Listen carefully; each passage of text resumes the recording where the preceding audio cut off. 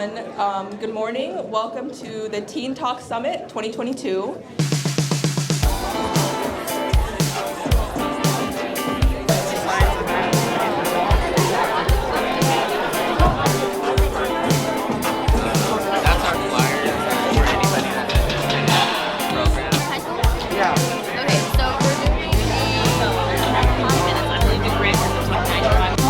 Years of training does it take? Myself, out of the academy, the sheriff's department, and civil. I want to start by thanking Nigel and Teresa for coordinating this whole thing. It would not have been possible without them.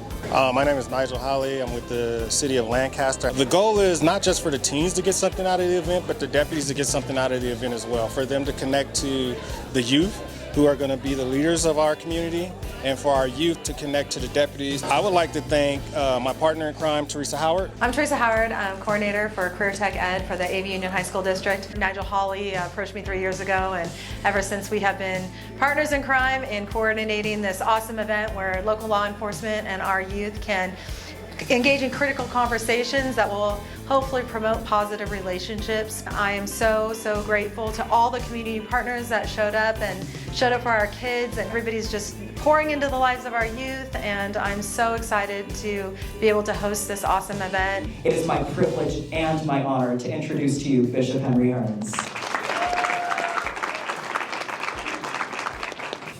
Thank you all so much for allowing me to be here. I guess the very first thing I'd like to do is to say that our theme that we have is Bridging the Gap. It's to look out for other leaders younger that I could find that would love my community, and Nigel Hawley was that guy for me. And to pass it along to him. Now, as he moves along, he will do that. And so we'll continue to bridge the gap. And you young people, I can't thank you enough for how you all have made things happen. Next, I have the pleasure of inviting Captain Ron Schaefer up to the podium to introduce the Los Angeles County Sheriff's Department. So I am excited to be here. This is a fantastic opportunity that the Sheriff's Department does not get that often, is to engage with the youth of our community. And throughout today, you're going to have breakout sessions. You're going to be able to talk with deputies amongst yourselves. I'm going to pass this discussion off to them now, and our Sheriff's Department, just be open and ready to answer some questions. What made you want to be a deputy, and what was your motivation?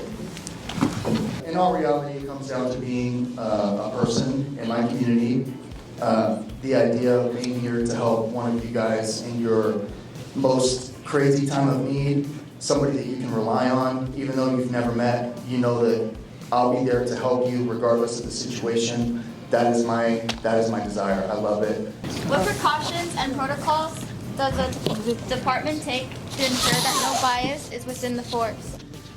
There's a lot of training that's involved with that. Also, through the hiring process alone, I know that it took me over 2 years just to get hired. There's all of these things so that when you go through the academy or you get hired on as a deputy sheriff, that you don't portray yourself as a person that has a bias, and that you truly are a person that is here to help everybody.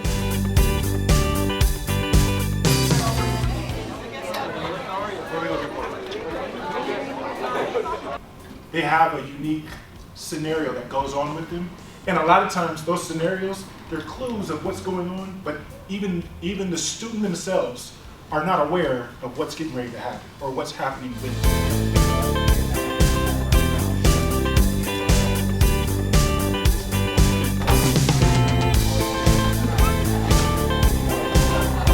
What a quart of tequila, how it would impact a 14-year-old, a 50-year-old, a 16-year-old, and any idea? Sergeant Addington, and he's been around the district for a little while. And I went to Lancaster Station, worked there for 15 years, and then promoted, came over to Palmdale, been over here for almost 2 years. What do you hope that students will take away from this experience tonight? I hope that students will take away the experience that they can come and talk to deputies. We're regular people. It's not anything different. You could say, oh, hey, let me go talk to him, I got a question for him, instead of, oh, he's wearing a uniform, he's got a gun, but I can't talk to him. I want everybody to take away that it's not as hard as it seems to bridge the gap between the city and law enforcement and the youth of the community. I'd say that the main thing that I want people to take away from this is that they have the power to determine their own circumstances. And so, especially when it comes to public safety, young people have the power to inform those decisions. How do you think the event went so far? I think it's awesome. I really like, I love all the free stuff that we're getting, but also a lot of information and a lot of flyers, a lot of things that I didn't know that we had in the AV or things that were offered here. So I think it's really informative, and I love that. The one thing I would like to say is a privilege to speak to people and ask them like certain questions about their day, how they're feeling, things like that. And it's really fun getting to ask questions that you don't normally ask a deputy or a sheriff. So yeah, that's a really great opportunity to have as a panelist. I feel like the event's very successful as of right now. I mean, there's some difficult questions that have been asked and some answers that I hope they got what they wanted. I think that it went pretty well. I really appreciate how all the panelists were straightforward and bold in asking their questions and had the confidence to do so. I think that's really important. I also appreciate how the deputies handled themselves. To piggyback off of that, like, it's important that when we're having conversations around public safety, that we're recognizing that those conversations might be uncomfortable at first, but because we're being transparent, open, and honest with one another, hopefully that's going to lead to a better dialogue for everyone. I think it's going absolutely wonderful.